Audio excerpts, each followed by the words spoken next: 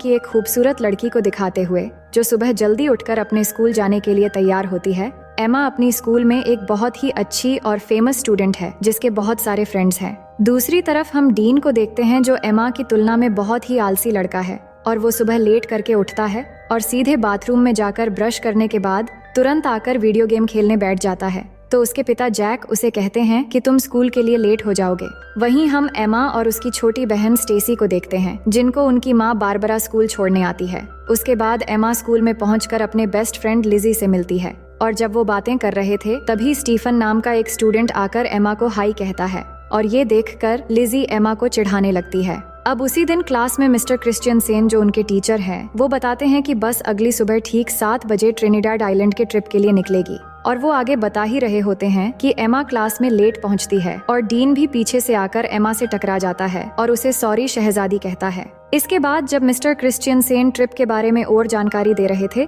तभी लिजी एमा से कहती है कि डीन भी ट्रिप पर जा रहा है अपने पिता के पैसों की वजह से और फिर वो डीन को देखकर मुंह बनाती है। अब लंच के समय लिजी अपने दोस्तों को एमा और स्टीफन के बीच सुबह जो हुआ वो बताती है और कहती है कि ट्रिप में जाकर हमारे पास 1 हफ्ता होगा अपना जादू चलाकर एमा को स्टीफन के साथ एक्शन कराने के लिए। पर एमा कहती है कि हमें ये सब छोड़कर ट्रिप पर ध्यान देना चाहिए। अब सभी जब बातें कर रहे थे तभी एमा की नजर डीन पर पड़ती है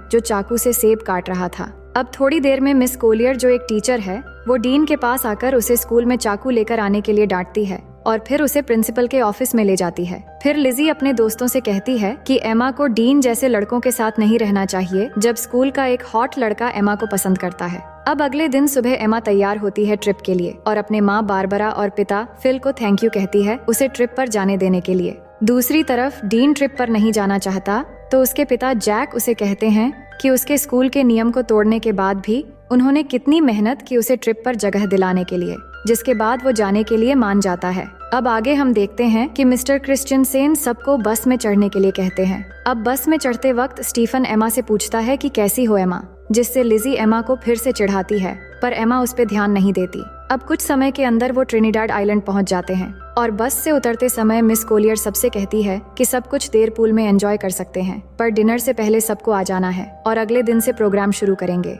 अब कुछ देर बाद एमा और उसके सभी दोस्त पूल में जाते हैं जहां एमा स्टीफन से मिलती है और सब एक साथ पूल में मस्ती करने लगते हैं, लेकिन डीन बिल्कुल अकेला बैल्कनी से ये सब देख रहा होता है। अब उसी शाम एमा की एक फ्रेंड लिजी और एमा को आकर बताती है कि स्टीफन ने उन्हें पार्टी पे बुलाया है जो यहाँ के एक लोकल बोट में हो रही है, लेकिन एमा ये सुन के मना कर देती है पर उसके दोस्त जिद करके उसे मना लेते हैं। उसके बाद वो पार्टी के लिए बोट पर चले आते हैं और वहाँ पहुँचने के बाद एमा हेलन को पार्टी में ढूंढने लगती है पर तभी वो देखती है कि स्टीफन किसी और लड़की को किस कर रहा है और ये देख के एमा वहाँ से जाने लगती है और वही साइड से ये सब डीन भी देख रहा होता है। तभी वो एमा से कहता है कि तुम्हारा बॉयफ्रेंड तो मजा कर रहा है, तो वो डीन से कहती हैं कि तुम्हें इन सब से कोई मतलब नहीं होना चाहिए। अब अचानक वहाँ पुलिस आ जाती है क्योंकि पुलिस को पता चल गया था कि यहाँ स्टूडेंट पार्टी में ड्रग्स ले रहे हैं और सबको बोट के सामने की तरफ आने को कहते हैं। तभी अचानक पैर फिसलकर एमा पानी में गिर जाती है और उसे गिरते हुए डीन देख लेता है तो वो भी उसे बचाने के लिए पानी में कूद जाता है और फिर उसे बचाकर एक छोटी बोट में ले जाता है।